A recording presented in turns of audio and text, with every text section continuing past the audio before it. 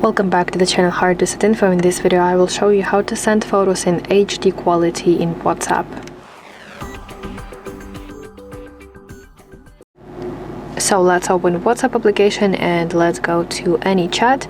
And if you want to send HD photo in just one chat, then you have to tap plus icon if you use iPhone, but if you have Android device, then tap this paperclip icon. Let's go to gallery, and then you want to open any photo that you want to send to someone.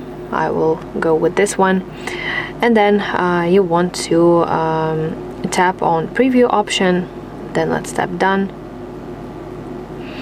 and now at the top toolbar, this menu, you need to tap on HD badge, and let's select HD quality, and after this tap send button, and also this photo will have this HD badge on the bottom left corner of the sent photo in the chat.